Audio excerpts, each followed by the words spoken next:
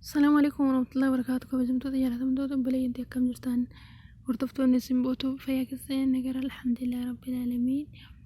Irraa wanti isin agarsiisu aappii wuduu fi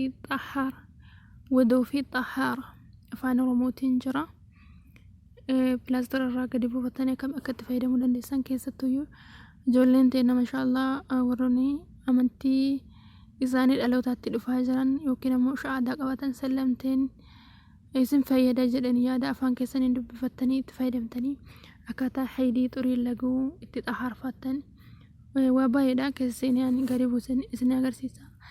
Namarraa fayyadamu hunda keenya rabbi nu haa taasisu. San dura yuutuubii kiyyaa warri haarawaa taatan sabskiraayib laayik sheerii naaf godhaan isin jala. Yuutuubii kiyyaa warri haarawaa taatan warri hin beekne isinitti agarsiisa. Yuutuuba keessan keessa hogguu seentan iddoo sarchii dhooftanii simbootuub jettanii barreessitanii simbootuub jettanii barreessitanii afwan sarchii gootanii yaa akkuma beekamu simboon baay'eedha waan ta'eef inni kiyya isa kana isa haarawaadha. Inni nuyyuu nama 98 qofa sabskiraabii qaba.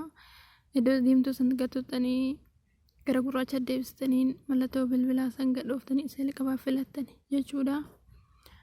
Kanan isin jara balayyantiyyaa amma sududumaan gara pilaastorii deemnee aappii keenya gadi buufannaa afaan hima tura. Amma pilaastorii irra seennee jirra. Xahaaraa fi wuduu jennee barreessina.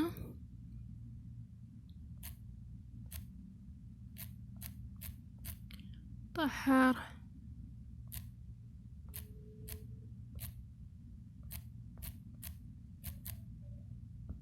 سارشيغونا أنا واحد قد بسجلو جل كورانا عارفة بايس ندفع فاربا ندفع أفان إنجليش اللي ندفع بايس ندفع يجودا أبيتشي إسخانا يجودا قد بسجل وانتيف كاربودات تدبيا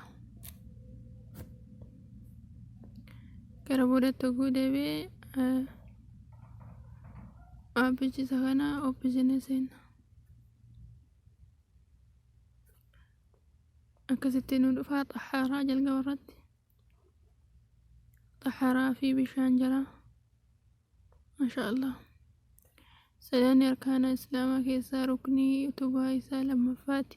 Salaanni musliimaa fi kaafira kan addaan baafannudha. Utubaa islaamaa gadi buusaatii dubbifadhaa isinii yeroo dheeraaf itti fayyadama. Aappiin kun baay'ee bareedaadha maashaallah.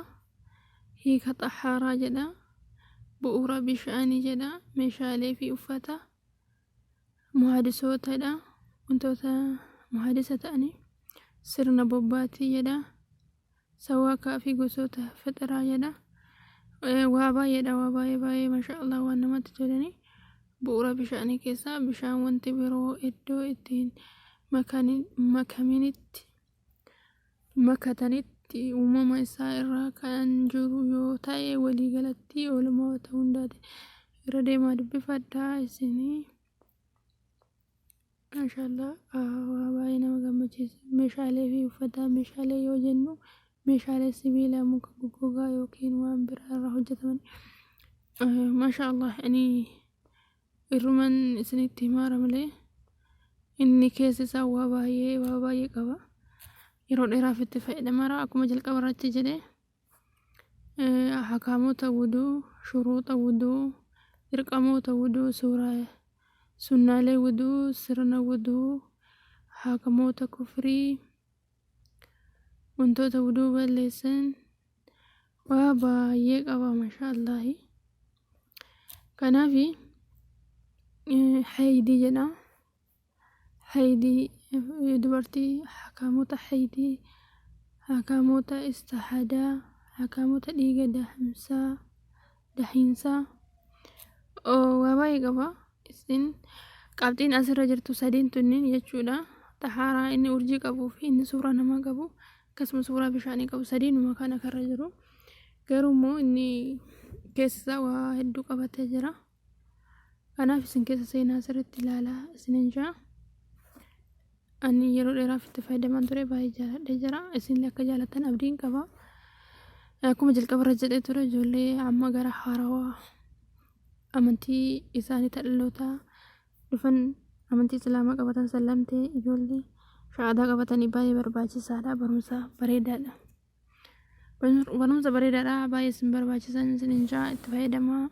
Hanga viidiyoo biraatii walitti deebinuu. Assalaamu alaikum warahmatullahi wabarakatuh.